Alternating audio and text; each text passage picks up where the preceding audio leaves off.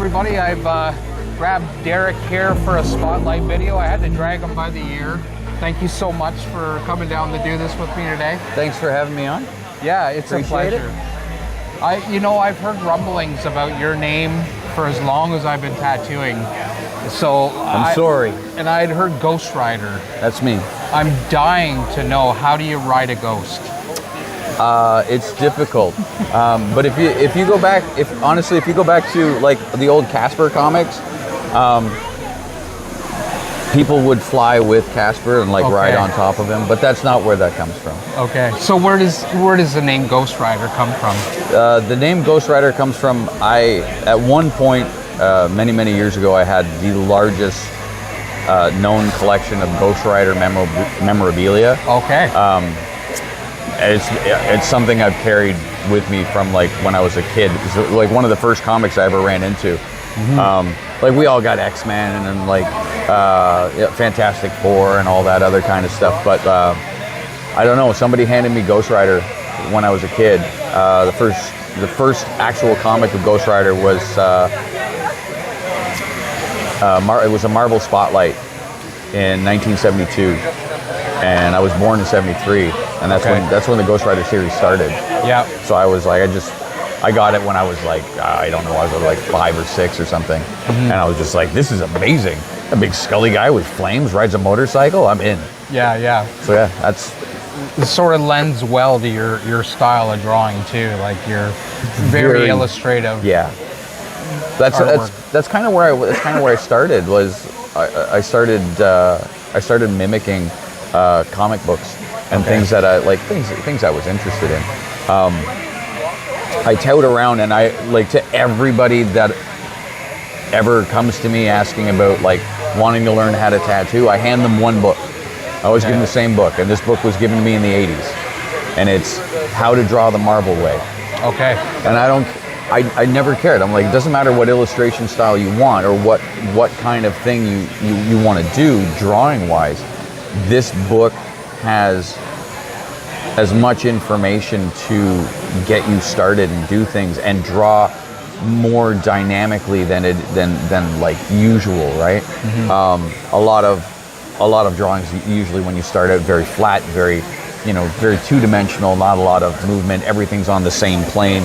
There's no foreshortening. There's no depth of field. There's no anything. So I got this when, in the '80s, I would have been about 10, and it just absolutely shifted everything in me. Mm-hmm. And now I think it's called Stan Lee's How to Draw Comics, and it has inputs of aspects of digital work as well, and the benefits of reference and collecting. I got stencil all over me. The benefits of collecting as much reference as humanly possible in order to draw the thing, and that's another thing. I got this from an art teacher years ago. It's how do you know how to draw the thing if you don't know the thing? That's right. Yeah. Right. Say a client comes in for a tattoo and they say, I want to get a tree. Okay. Right. Most of the tattooers I know will be oh, well, is the tree alive or dead? Right? Mm-hmm. Is it a spooky tree? Is it a happy tree? I'm what kind of fucking tree is it? That's right. Is it an elm? Is it a birch? Mm-hmm. Is it a lark? Is it a pine? Is it coniferous? Is it evergreen? Is it what is it? What are we drawing? So I want to know the thing. And this book has been very beneficial to me because it says it in it, get as much reference as possible. Yeah. So now I get as much reference as possible in order to draw the thing that I want to draw. Okay. Right? So and that's fascinating to me because one of the questions I did want to ask you is, what is your process?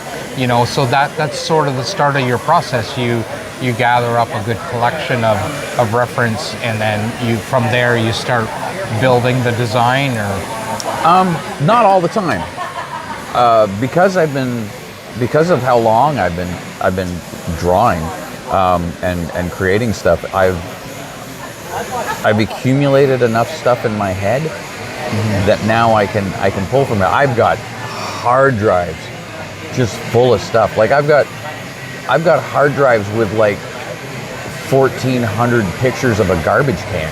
Yeah. From like, 70,000 different angles, just so that I know the garbage can. But a lot of it is still in my head. If I get stuck on something, like I posted that I was bringing stickers, and it's a whole thing. The printing company I use, their machine broke down, whatever. So I had this raccoon sticker that I had drawn, and I drew it. I sit down and I just do these pen and marker drawings. Like I just sit at home after work, sit there, have dinner, throw on a movie, and I just get my pens and markers and just sit and just draw stuff.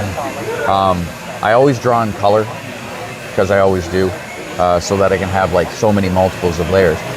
But I'm sitting there, I had this raccoon drawing that I made into a sticker, which never got here, sorry. And I'm looking at it and I'm like I'm an adult, I know what a raccoon looks like.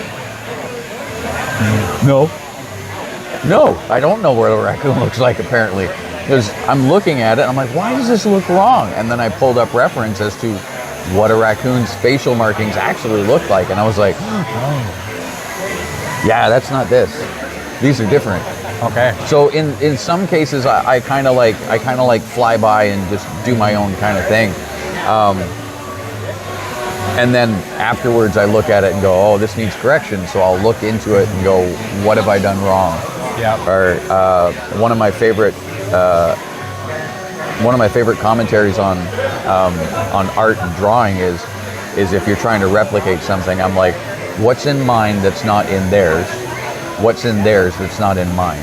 Okay. And that's going back to the raccoon, the markings on the raccoon, what was there on the reference of the raccoon is not what's in mine, and what's in mine is definitely not what an actual raccoon looks like. Sure. Well, that's fascinating, and I think it's good for people to hear about the process in which some of the artists they look up to or are inspired to be like, to understand your process, so they can learn and grow from that. Yeah. Now, but if we go back a little ways, let's take this back to the early beginnings of your career. You shared with me the story of how you got into tattooing, and I love it. You got in through some of the old guard. I got in through some really old dudes. So originally I learned how to tattoo from this dude named Ken, who was like some street busker guy. I don't know where he is. I don't know. He might be dead for all I know. But after Ken, I got picked up and I was working for Corey Smith at God of Flesh through a friend of mine, and that was down at Queen and Carlaw. Mm-hmm. And I was sat there one day working, and at that time tattooing had taken kind of a dip, so we weren't all working very much. My friend's mother was Sharon Hogarth, who worked. She was the voice on the phone whenever anybody called into Studio One. Okay, yeah. So my friend that was his mom, and she told Gary at Studio One, she was like, go get him. He doesn't belong there. Okay. They're going to eat him up. So Gary walked down the street, because it was literally like they were like a block and a half just away. A few doors down. I remember passing by there. Yeah. When the odd time when I went to Toronto to get supplies from Gary. Yeah, they're like this far apart, right? It's not that big a thing. And yeah, so Gary marched in, walked right in, said nothing to anybody, walked right past the counter, right into the room, like the space that I was tattooing out of, looks me dead in the face and said, pack your shit, we're going. And I was like, okay. I said, I didn't question it. I said nothing. I was like, yep, here we go. And I packed all my stuff, and I got outside, and he's like, all right, follow me. And we marched down the street, and he's like, this is where you're going to tattoo out of. And I tattooed in the front window of Studio One for a few years. Okay. Yeah. Now, what was your relationship with Gary before that day that he plucked you out of God of Flesh with Corey? I had known Gary, right? I've been buying supplies from Gary because that's that was it. That was the only place to, like, it was either that or buy through like mail order. Yeah. We didn't have Amazon. We didn't have we'd have any of those things. So I would pop in and get all the stuff that I needed. And he was like, "Oh, what are you doing? What's this? What's that?" Like, it'd be like, you know, little conversations. Gary was super interested in tattooing, and he didn't care who you were. If you were tattooing, good, as long as you were doing it properly. He wanted people to do it properly, like be hygienic, be, you know, all that kind of stuff. But he didn't care who you were. Like, he'd sell you whatever. Didn't matter. So I'd pop in and I'd have conversations with him, and he's like, "Oh, oh, here, try this red. Here, this red's really good." Or like, "You know, we just got this in. Try this." I remember I think I was like one of the first people in Canada to, not that I'm touting anything. I'm not the first. I don't give a shit. But like, Gary didn't let me use steel tubes because where was I going to clean them? Okay. I'm tattooing in the front window. I wasn't even allowed behind the counter. Okay. Right? Wouldn't let you in the back. I wasn't allowed in the back. No way. So I tattooed all up front, but I was using disposable tubes in the early 90s. Okay, yeah. Who else was using disposable tubes in the early 90s, I right? know, I wasn't, or anyone that I knew. Everybody had those Spalding and Rogers, like, little pen size pencil. Oh. Do you have the tube finger? Oh, with the bump? Yeah, apparently it makes your finger crooked if you tattoo with those too long. My bump's been going down. Okay. But yeah, I've had, all my fingers are crooked. Yeah. Like, both hands. But yeah, I was using disposable tubes, and you're all lucky if you're using disposable tubes or cartridges and stuff, because you didn't have to do any of this. When you got them, so they came on a line, so they're molded. Okay, yeah. So they came on a strip. Yeah. So one, you had to pull them off a strip, but then the tip was a solid. Yeah. It had that attachment that was on the strip. So you had to cut that, and you had to cut it at a certain length. And if you cut it too far, then the ink doesn't flow. If you cut it too long, well, then it's a solid at the end. Yeah. So you had to, like, so I learned early on, it was like, you have to cut them exactly like this. This is how you do it. And I made needles in that front window. I cut my own tubes in that front window. Yeah. I drew all my flash in that front window. My artwork, Gary still uses my artwork for the catalog. I don't even know if the catalog still goes out. I know he's got the website and stuff, but yeah, my artwork's been on that catalog since, like, that was like my apprentice situation, was like, draw images from my catalog. Yeah. Yes, sir. So what year would it have been that you first picked up the machine in general, like before you started with Gary? I would have been... Or how old would you have been? I honestly started tattooing. So I got my first tattoo when I was 12, which my mother just found out recently.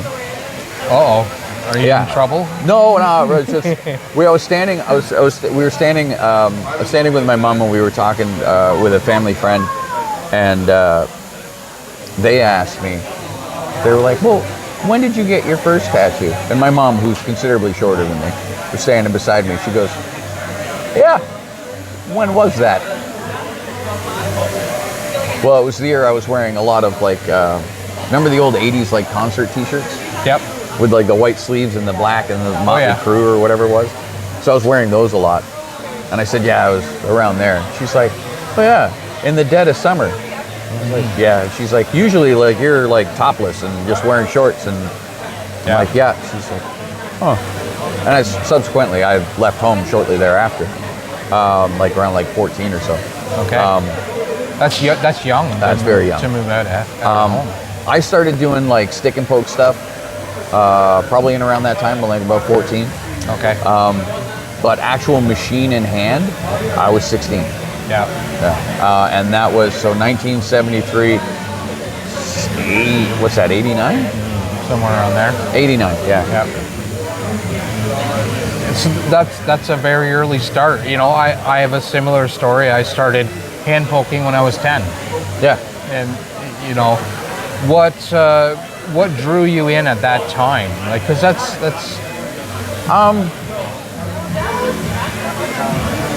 honestly, and it sounds weird from even saying it now, but like at that point, it was like my pictures are on somebody.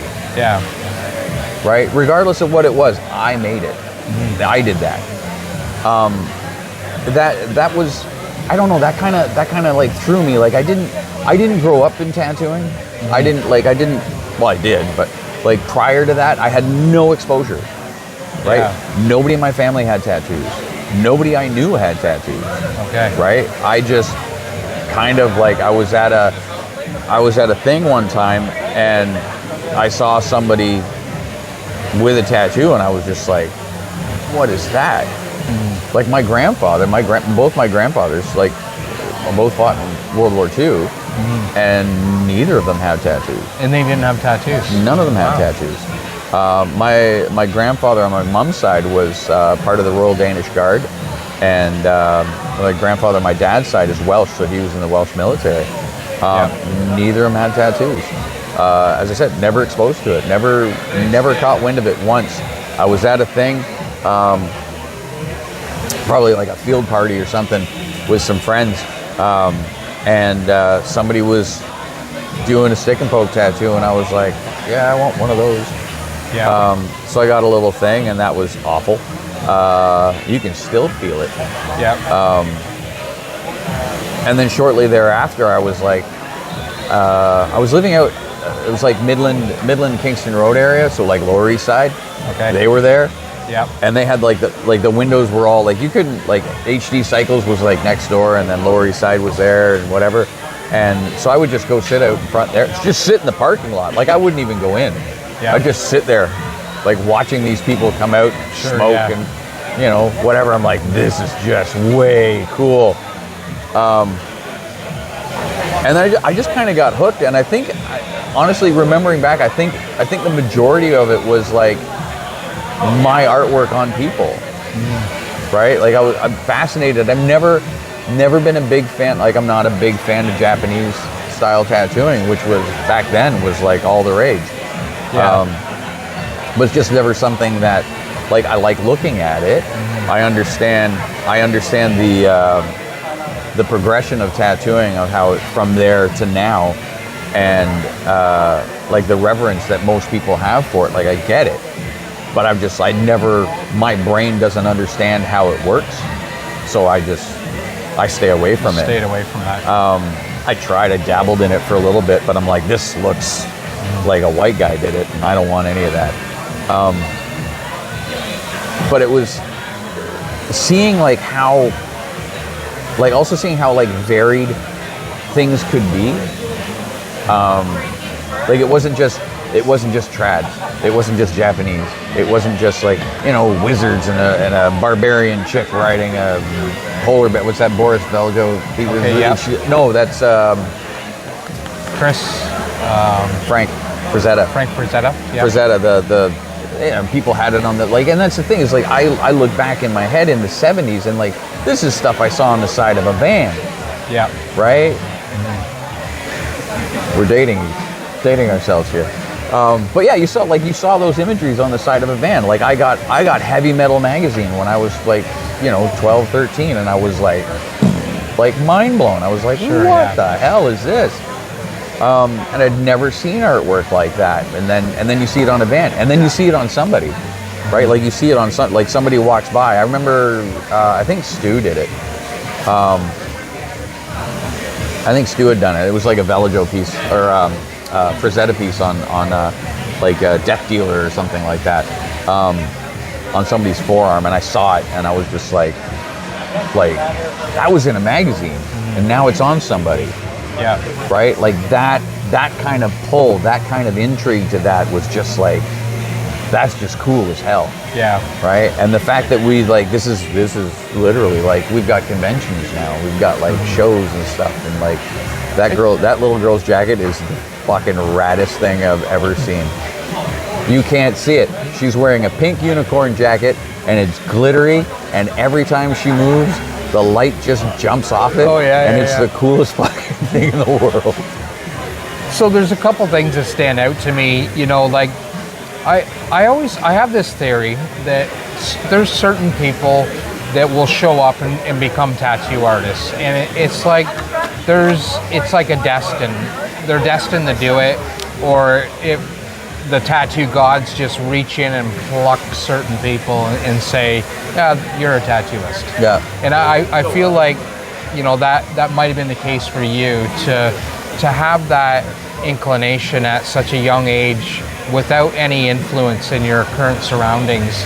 There had to have been a lot of reasons why, and looking at the span of your career now, I think we can justify all those reasons why you got into tattooing. Mm-hmm. Your work is incredible. Thank you. And then for Gary Chynne, that really stands out to me. It takes a certain amount of motivation to do anything. It would take a tremendous amount of motivation for Gary to walk 3 doors down and pluck you out of that shop, and then sit you down, and he must have saw something in you. I think he was afraid of Sharon. In all honesty, he knew me. I drew more flash for Gary than I drew so much flash for Gary, and he wanted it. And were you drawing this flash like before he plucked you out of Corey's shop? I was drawing like little bits of flash. At the time, it was just like people would come to me and they'd be like, "Yo, I want this." And I'm like, "Okay," so I draw that. I think Gary did see something, because there was a lot of I'm remembering, right? Like there was a lot of conversations between him and I, and it's just like I would draw a thing, and he says, "No, that's not it. Just throw a little bit of black in the corner there. Changes everything." And I was like, "Okay." And I throw a little bit of just in the drawing, right? I'd just throw a little bit of black in the corner, and I would just be like, "Oh, holy shit." He's like, "Yeah, see? Changes everything." And I'm like, "Okay." And Gary said to me years ago, like, and this goes with the flash ideas, right? Gary said to me years ago, he says, people want to come in to get tattooed, but a majority of the time, they don't know what they want. But if they don't see it, they won't get it. That's right. Which is where flash comes in. Which is where we all started. We all started drawing flash. We all started drawing flash and tattooing flash and like using other people's designs and like and everybody was okay with that. Yeah. Now, not so much. Now it's that was mine and you stole it and blah blah. Oh, I steal your drawings all the time. Oh, you should. Mine are from Glenn. Yeah, we both steal from Glenn Parody. Yeah, I mean, you have to steal from Glenn Parody. Yeah, he's also right there. So, like when Not paying attention to us at all. I know he's working and he's ignoring us. Oh, so rude, right? We'll give him a cameo at the end. We will. So when I think about Gary Chynne, like I've interviewed Gary twice, and I have some really fond memories of doing those interviews. I remember back in the day, sometimes people would give him a little flack because he was selling to everyone, or a lot of flack because he was selling to everyone. But Gary got in the game really early, and he was an interesting cat. One of the quotable things that I share in many interviews is Gary told me, he said, "Ned, there's a free university out there. It's in the minds of all the people you meet." And I've thought about that quote many times. He's one of the smartest dudes I've ever met. He was very intelligent. Yeah. Still is very intelligent. Any good stories about Gary and the early days of your tattooing with him? This I remember vividly because I got an eye-opening to Gary. Gary's very clean. He's a very clean man. And this young lady came in. She was very pretty, and I was like, "Oh, lovely looking," and I was being helpful and doing things, whatever. And there was a proximity between her and I, and nothing, you know, whatever. But like, she left. She bought some supplies and she left. And this is the only time I was behind the counter. Okay. Gary was like, "You, back here," and I was like, "Oh, Yeah. I'm invited behind the curtain. Yeah, you finally made it. This is a thing, right?" Yeah. And Sharon's just like kind of put her head down, and he's like, "Come back here." So I went like even like so past like the reception area into the back where the supplies were. It was like you open the fucking vault, right? Like Sure, I'm in Fort Knox right now. Like this is a big deal.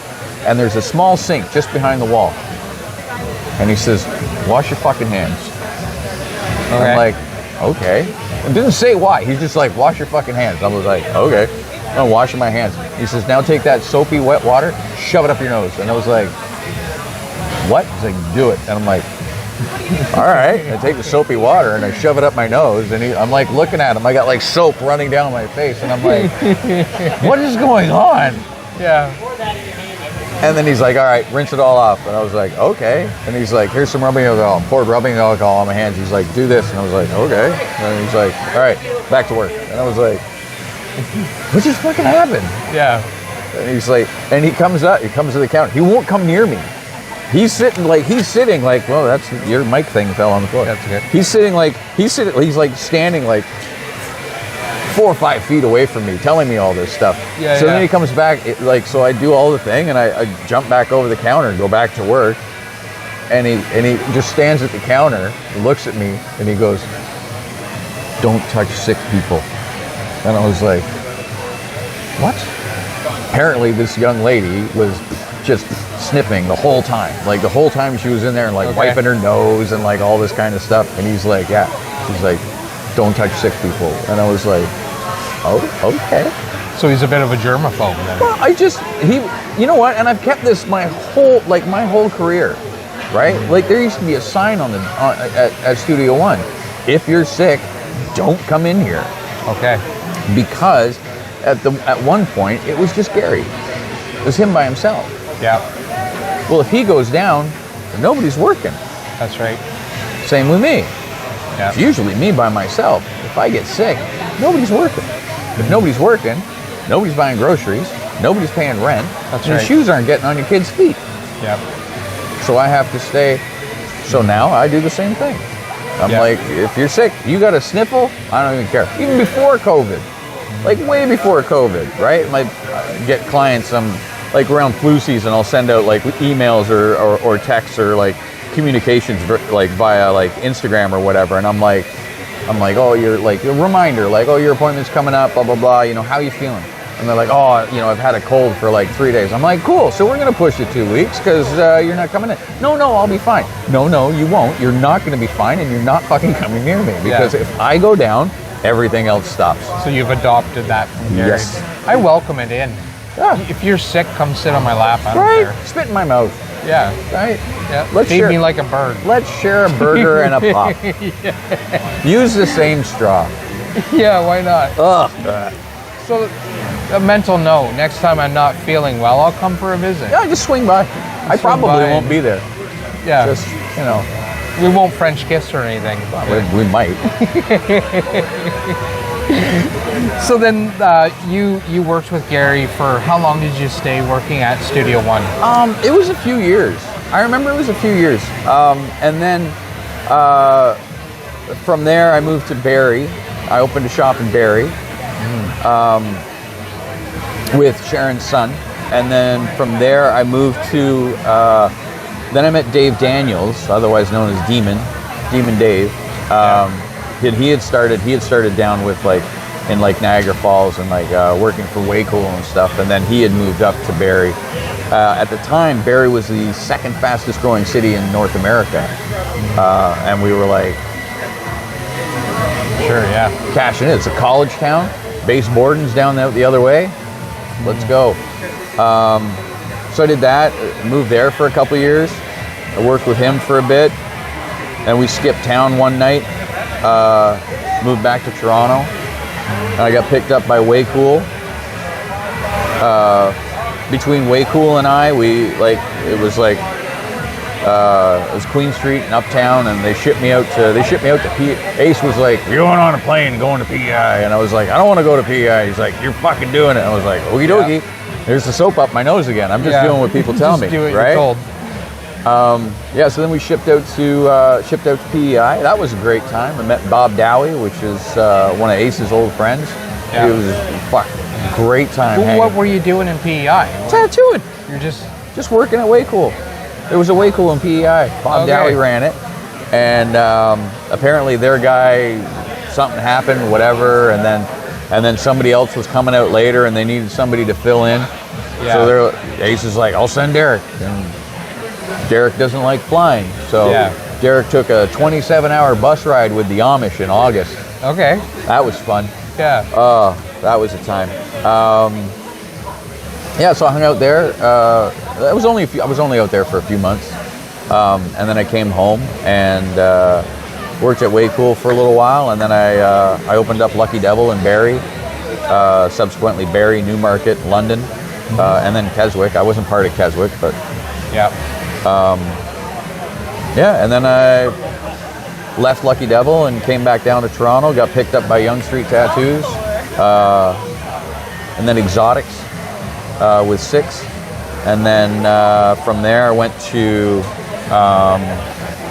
decided to do my own thing. Yeah. And I've just been doing my own thing. And that's when you opened Lewis Family Tattoo Company? No, actually, that's when I opened Heartless Tattoo Company. That was before we changed the name. At one point, we had some dealings with some discrepancies with people, and I was just like, fuck it. Just change the name. Sure, yeah. So then I've just been running under Lewis Family for since then, and that's been 15 odd year. Yep. And so my curiosity needs. Go ahead. We're gonna edit this really fast. Okay. Because I gotta pee so bad. Yeah, no worries.